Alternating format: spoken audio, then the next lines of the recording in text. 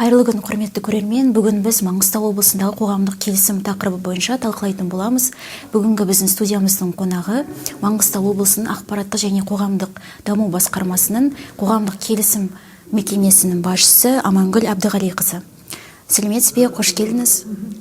Алғашқы сұрағым, қоғамдық келісім мекемесі елдегі этносаралық қатынастарды қамтамасыз ету саласында қызмет атқарады. Қазір өңірдегі қоғамдық келісім мекемесі қандай жұмыстарды атқарып жатыр?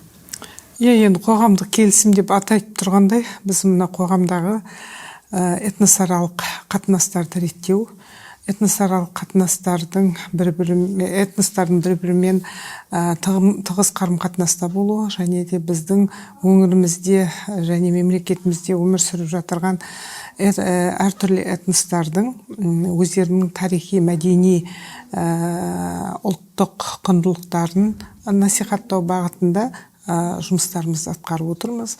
Қоғамдық келісім мекемесінің негізгі атқаратын жұмысымыз біздің өңірдегі этносаралық қатынастың тұрақтылығы және мына бірегейлік ауызбіршілік бағытындағы жұмыстарды атқарып отырмыз. Және біздің қоғамдық келісімнің атқарып отырған қызметтері біздің өзіміздің сала қоғамдық бірлестіктер, аналар кеңесі, ақсақалдар кеңесі, ассамблеяның медиация бағытындағы жұмыстарды, сонымен қатар ассамблея жастарының жұмысын біз біріктіріп, солардың жұмысына координация жасаймыз. Біздің өңірде қоғамдық келісімнің өзіндік ерекшеліктері бар ма?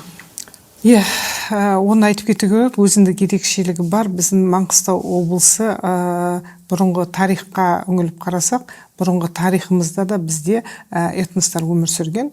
Мысалға, оны бір мысал айтып кетсек, ол Тарас Григорьевич Шевченко. Ол осы біздің құрлықта өзінің ссылкамен келіп, ол жерде қазақтың именно Маңғыстаудың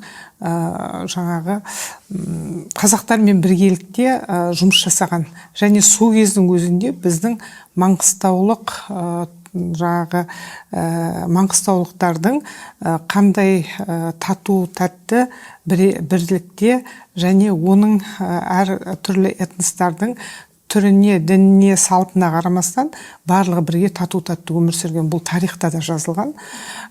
Біздің енді негізгі қазіргі ерекшелігіміз басқа облыстармен салыстырғанда, бізде өзіміздің тұрғылықты халық 96%, ал өзге ұлт өкілдері бар жоғы сол 4-5% айналасында. Бұл да болса біздің өзгешелігіміз, ерекшелігіміз. Біздің осы Маңғыстау облысында қоныстанған этнос өкілдері, олар тұрғылықты өзіміздің жергілікті маңғыстаулықтар. Себебі олар мысалға басқа облыстармен салыстырған, оларда миграция көшіп келу, кету негізінде құрылған этностар болса, біздің основной Маңғыстау облысында жергілікті этностар өмір сүреді. Сол себепті біздің ерекшелігіміз осы бағытта. Және мемлекет тілді жақсы меңгерген жастар. Осы мына біз 3 категорияға бөлеміз. Үлкен жастағы кісілер, орта жастағы және мектеп жасындағы. Бетіп қарап отырсақ, өз мектеп жасындағы және орта жастағы этностар мемлекет тілді және біздің салт дәстүрімізді жақсы меңгерген. Мінеки басқа облыстардан да ерекшелігіміз сол. Қоғамдық келісім процесіне маңғыстаулықтар қалай атсалысып жатыр? Біздің өңірде бұл іске жастар қаншалықты белсенді қатысады? Жаңа ғана мен айтып өттім, біздің Маңғыстаудың ерекшелігі бізде этностардың аз болуы да демографиялық жағынан. Осындай аз болсақ та, бірақ біздің жастар, ассамблея жастары өте жақсы жұмыс жасайды. Және де бір ерекшелігі ассамблея жастарының құрамында біздің жергілікті өзіміздің қазақ жігіт қыздарымыз көп. Себебі жаңа айтып кеткендей демографиялық жағдайға тоже байланысты. Өте жақсы жұмыс жасайды. Осы барлығымызға белгілі, былтырғы жылы Ақтау қаласы түркі әлемінің мәдени астанасы болды. Осы жылы өте керемет жақсы жұмыс жасады. Жастарымыз, біздің жас қыз келіншектеріміз, біздің жаңағы наурызда мына киім кию салт дәстүрін насихаттап рекордтар Гиннес кітабына енуіне тоже өз үлестерін қосты. Және сонымен қатар жастардың үлкен международный халықаралық үлкен форумы өтті, жастар форумы. Сол форумға түркі әлемінің елдерінен жастар келіп, сондай тығыз қарым-қатынаста болды. Және осы өткізілген форум біздің республика бойынша Маңғыстау облысының как бренді болып есептеліп, біз енді бұны как өзіміздің брендіміз қылып, осы жастар бағытындағы жұмыс жүргізілген өткізілген осы форум біздің облыста жыл сайын өтетін болып белгіленді. Биылғы жылы да біз мамыр айында оны Европа елдерінің жастарын шақырып, біздің маңғыстаулық жастармен бірге осындай жаңағы форумды өткізгіміз келіп отыр. Бұл да болса біздің Қазақстан Халық Ассамблеясының жастарының өте белсенді және мына қоғамдағы ауызбіршілікті, бір-бірімен татулықты байланыстыруға өте үлкен ықпалын тигізіп отыр. Себебі қазіргі кезде мүмкіндік көбінде жастарға берілген, сол себепті оларға үлкен бір сондай сенім артып отырмыз. Енді Маңғыстау ол бірлік пен достықты ұсынатын өңір. Өзіңіз жұмыс кезінде басқа этнос өкілдерімен байланысты боласыз. Жалпы адамдардың бір-біріне деген сыйластығын қалай сипаттар едіңіз? Енді мен осы жұмысты бастағалы, менің сезінгенім, біз ұлтымызға қарамай, дінімізге қарамай, адами қасиетпен, адами түсінікпен біз барлық адаммен де тіл табысуға мүмкіндік бар.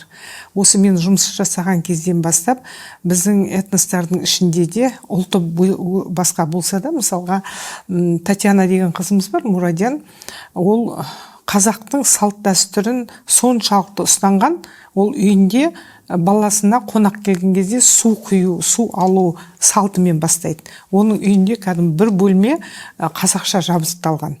Ондай кісілер көп. Мысалға Вододария отбасы бар да, онда балалары барлығы қазақша сөйлейді, қазақ мектептеріне барады, өздері қазақша сөйлейді.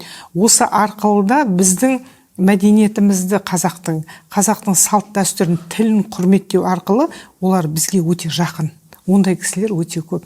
Сол себепті біз тағы да бір рет сеніммен айта аламыз, себебі әрбір кісі өзінің ұлтына да қарамай, өзінің адамгершілігімен татулықты, қоғамдық келісімді, тұрақтылықты сақтауға үлесін қоса алады. Қоғамдық келісімді нығайту жолында әр замат күнделікті өмірде қандай қарапайым қадам жасай алады? Енді қоғамдық келісім қазіргі кезде бүкіл дүниежүзін қарап отырсақ, қазіргі кезде өте шыны сияқты қазіргі кезде геосаяси жағдайға байланысты біздің жаңа земной шар кеңістігіміз қазір өте сондай шыны сияқты кезде тұр. Сол себепті мен ойлаймын, әрбір қазақстандық, әрбір маңғыстаулық өзінің ұлтына қарамай, өзінің дініне қарамай, ол ең бірінші кезекте қоғамдағы тұрақтылықты сақтау керек. Тұрақтылықты сақтау үшін ол өзінен бастау керек, өзінің отбасынан бастау керек. Отбасының өзі бір мемлекет болып есептеледі. Сол себепті отбасында татулығы, келісімі бар әрбір адам, ол отанында да сондай тұрақтылықты сақтайды деп ойлаймын. Ол бағытта біз көптеген шаралар ұйымдастырамыз. Біз бір елміз деген бар, бір ел, бір мүдде дегеніміз бар. Осы шаралар арқылы біз қоғамдағы этностарды бір-біріне тату ету, біріктіру және біздің қазақтың салт дәстүрін, өзіміздің қазақи тәлім тәрбиемізді, қазақи салт дәстүрді насихаттау арқылы оларды өзімізге тарту. Жақсы. Бүгінгі әңгімеміз үшін рахмет. Қоғамдық келісімнің маңызы, оның сақталуы және нығаю жолдары туралы көп пайдалы ақпарат бергеніңіз үшін рахмет. Келесі кездескенше.